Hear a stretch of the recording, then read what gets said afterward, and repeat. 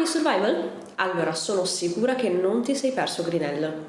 E sono sicura anche che non ti sei perso nemmeno l'espansione di Grinell, ossia Spirits of Amazonia.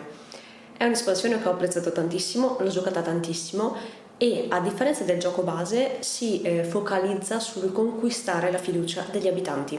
Quindi oggi ti parlo di questo, di come si conquista la fiducia.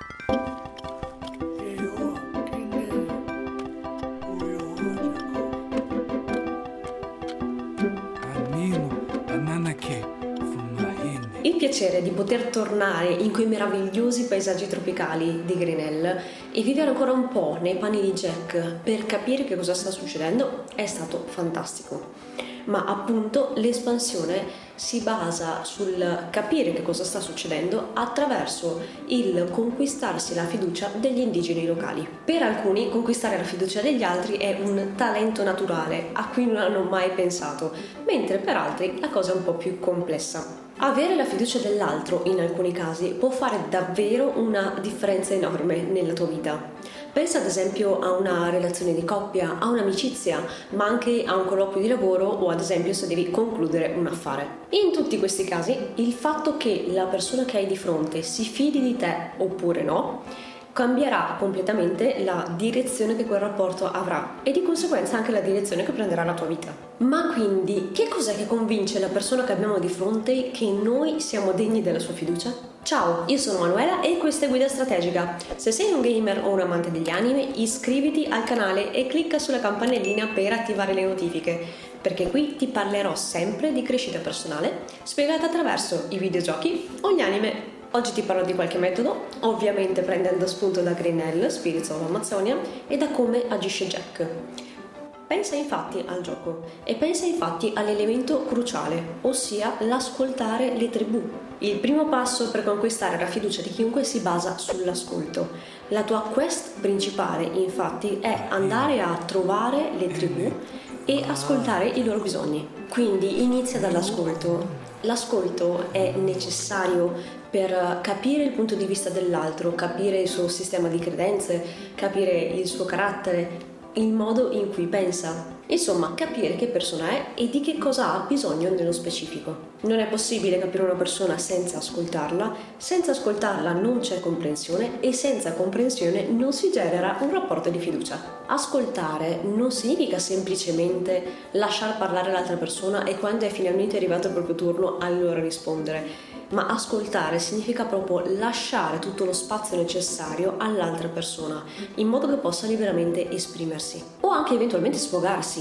Per esempio, se l'indigeno che hai di fronte ti dice «Brutto uomo bianco, è colpa tua se tutti in quest'isola hanno iniziato a morire», invece che dire «Beh, io non ho fatto niente», semplicemente prova a comprendere quello che lui ti sta dicendo, lasciagli lo spazio e il modo di sfogarsi. Pensa a quali possono essere le sue motivazioni, il suo punto di vista. Per esempio, il suo punto di vista è che prima che arrivassi tu e tua moglie, sull'isola andava tutto sommato tutto bene, poi sei arrivata tu e hanno iniziato a far fuori la gente.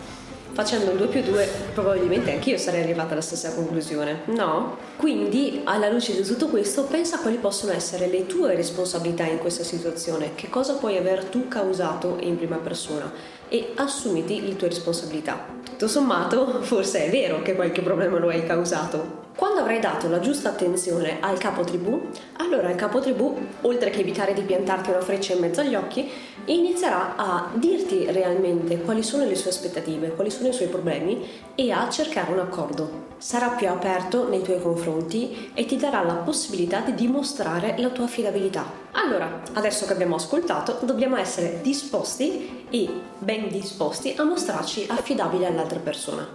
Ossia, che cosa vuole questo capo tribù? Il capo tribù vuole semplicemente che ciò che hai tolto lo devi ridare. Quindi, ad esempio, i bambini sono scappati dall'accampamento per colpa tua, quindi sarai tu a doverti prendere la responsabilità di risolvere la situazione e riportarli in salvo. Tutto sommato è ragionevole. Non sarà semplice. A loro volta anche i bambini non avranno tutta questa gran voglia di fidarsi. Anzi, appena ti vedranno avvicinarsi inizieranno a correre via, tu dovrai rincorrerli, cercare di accapparli, continuare ad andare avanti finché finalmente non riesci a prenderli da qualche parte, caricarteli in spalla e portarli di forza all'accampamento. Quindi sì, in questa parte della fiducia la saltiamo, a noi interessano i capotribù.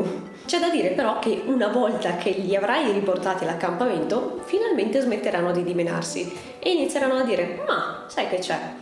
Forse potrei anche fidarmi di lui. Il punto è che se l'altra persona non si fida di te perché ha appena subito un torto, anche se non causato in modo diretto da te, ma può pensare che tu in qualche modo c'entri, non si fiderà all'inizio. Avrà bisogno di essere accompagnato, avrà bisogno di ricevere un primo contatto positivo con te e dopo quel primo contatto allora sarà più aperto, ti donerà il beneficio del dubbio e sarà disposto a provare a non diffidare di te. Quindi ecco, primo passo l'ascolto, secondo passo mostrarsi affidabili e dare una prova di affidabilità nel momento in cui capisci qual è il bisogno dell'altro. Il terzo passo è un po' più difficile da spiegare in maniera concreta, quindi spero di riuscire a spiegarmi anche tramite le metafore del gioco.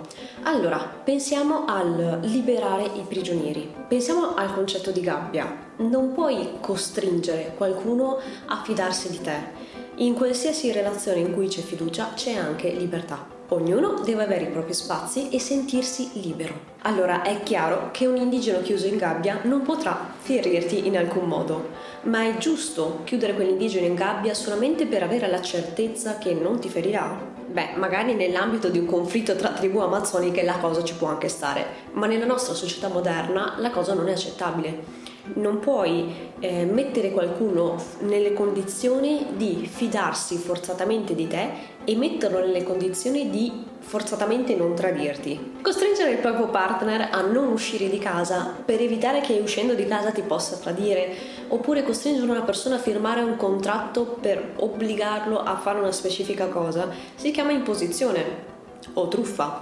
Questa non si chiama fiducia. Quindi pensa a Grinell.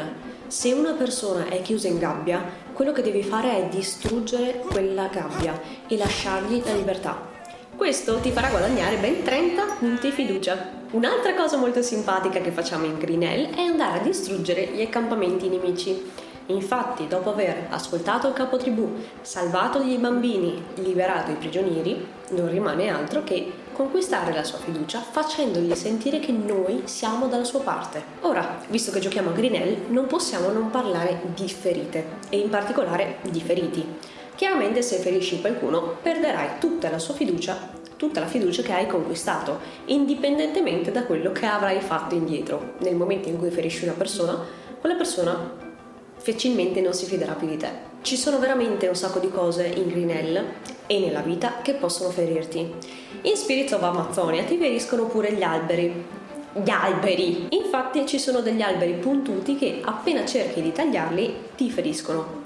Già l'effettivo vedere delle spine potrebbe darti un indizio e potrebbe renderti sfiducioso nei loro confronti, ma una volta che li tagli la prima volta e che ne rimani effettivamente ferito, non proverai mai una seconda volta, non ti fiderai mai più. Al contrario, se tu saprai curare la ferita di qualcuno, quel qualcuno capirà che può fidarsi di te. Sii disponibile e comprensivo e cerca di concentrarti per capire come puoi curare la ferita di quella persona. Ovviamente non in modo maniacale o imponendoti come curatore, però se riesci a percepire che c'è una ferita e riesci a percepire che tu puoi contribuire a curarla, allora è il caso di farlo. Ovviamente c'è ferita e ferita e ognuna va gestita nel suo giusto modo. Quando trovi i feriti nella foresta, non puoi curare uno che ha un'intossicazione alimentare allo stesso modo con cui curi uno che ha una ferita al braccio. Se ha una ferita al braccio e tu hai una fasciatura, la cosa sarà molto utile. Ma se hai una fasciatura quando una persona ha un'intossicazione alimentare, allora quella sarà una cosa perfettamente inutile. Quindi aiuta se sei in grado di farlo. Non cercare di mettere una fasciatura su un'intossicazione alimentare. Capisci i tuoi limiti, dai la tua disponibilità, cerca di renderti utile se possibile. Quindi comprendi qual è il problema dell'altra persona e una volta che lo hai capito, sii coerente nell'offrirgli il giusto supporto, la giusta soluzione, il giusto aiuto. Insomma, riassumendo tutti i punti sopra, dobbiamo cercare di capire l'altro. Ogni persona ha dei bisogni specifici, che hanno bisogno di essere ascoltati e capiti. Alcuni indigeni ci tengono al fatto che tu conosca le leggende locali, che tu conosca la loro cultura, mentre altri sono molto più interessati semplicemente al purificare il fiume che è stato avvelenato dal cattivo uomo bianco. Se vorrai conquistare la fiducia di qualcuno, dovrai capirlo fino in fondo e renderti disponibile ad aiutarlo a superare le sue difficoltà. Conquistare la fiducia è una cosa che richiede tempo, è come anche nel gioco, non è che fai un'azione e gli altri si fidano di te e il gioco è finito. Io ci ho messo 96 ore a finirlo. Dovrai ripetere varie azioni e personalizzarle a seconda del capotribù a cui sei davanti. Con pazienza e dedizione riuscirai a raggiungere il tuo obiettivo e sarà anche davvero molto piacevole farlo.